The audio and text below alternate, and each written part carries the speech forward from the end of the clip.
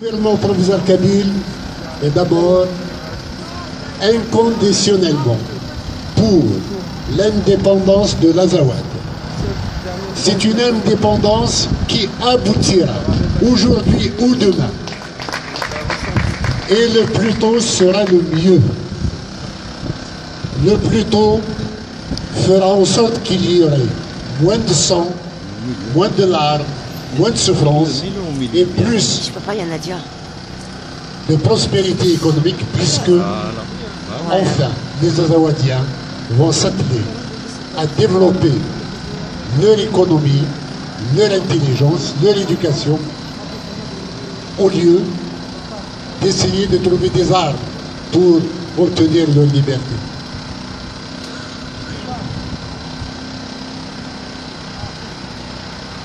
Deuxièmement, les accords d'Alger, tout le monde le dit, c'est une mascarade. Ils sont nuls et non avenus, parce qu'ils ne prennent pas en considération l'aspiration profonde du peuple azawadien pour sa liberté. Quatrièmement, Alger n'est que le sous-traitant de la France. C'est la France qui a ordonné ces accords, qui les a tissés et qui les a conçus et qui en a confié la réalisation à Alger. Cela montre en fait que la France est responsable de la continuité du drame azawadien et je dirais même du drame de toute l'Afrique francophone. Qu'est-ce qui fait que la France continue de regarder l'Afrique avec la vision de 1950 et 1960? Un demi-siècle plus tard, la France n'a pas changé de vision sur l'Afrique. Les États africains qu'elle a institués et mis en place et qu'elle nourrit depuis l'indépendance ne sont que des États esclavagistes. La France est esclavagiste en Afrique. Elle maintient des États qui ne doivent pas exister, parce qu'ils mettent en difficulté la démocratie. Ils ne peuvent vivre qu'en dictature et la France entretient cette dictature. La France a une vision réactionnaire. Elle a une attitude réactionnaire pour un pouvoir qui se dit socialiste de progrès. Elle fait tout pour que l'Afrique rétrograde, régresse au lieu d'avancer. Nous ne le disons pas parce que nous n'aimons pas la France. Nous aimons la France. Nous la respectons.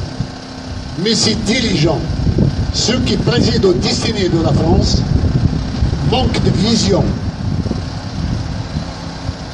d'ensemble. Et de toutes les façons, l'Afrique continuera sa marche. Tous les peuples africains vont aller vers leur liberté et un jour ou l'autre, ils demanderont des comptes à la France pour avoir entretenu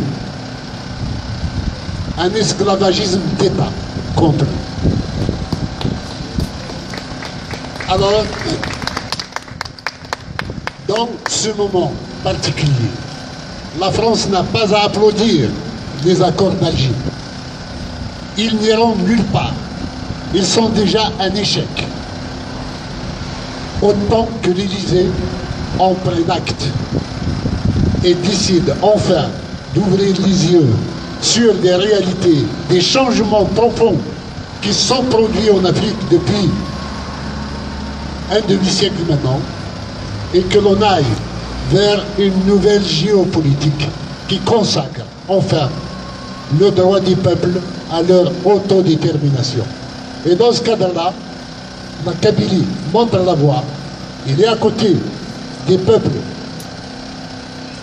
de l'Azawad, il est à côté de tous les peuples qui se battent en Afrique pour leur autodétermination. Et la Kabylie aura son autodétermination aujourd'hui ou demain. Nous sommes en train de la construire avec beaucoup de patience, beaucoup de méthode, beaucoup de sagesse. Mais il est évident qu'il y a une génération derrière nous qui un jour ou l'autre sera excédée par notre lenteur et voudra presser le pas. Que la France à ce moment-là prenne ses responsabilités. Quant à l'Algérie, ce n'est qu'un État colonial placé par la France pour continuer l'œuvre de colonisation, et la Kabylie ne le supporte plus et veut s'en débarrasser. Il faut que la Kabylie accède à sa liberté. Il montrera ainsi la voie à tous les peuples et au monde entier que le pacifisme et que la démocratie triomphent chez des peuples qu'on a pris jusqu'ici pour des sauvages, parce qu'ils nous considèrent comme tels en Occident. Vive l'Azawad, vive la Kabylie, vive l'Azawad indépendant. Maintenant, nous allons écouter un autre frère, donc Ahmed Bachir.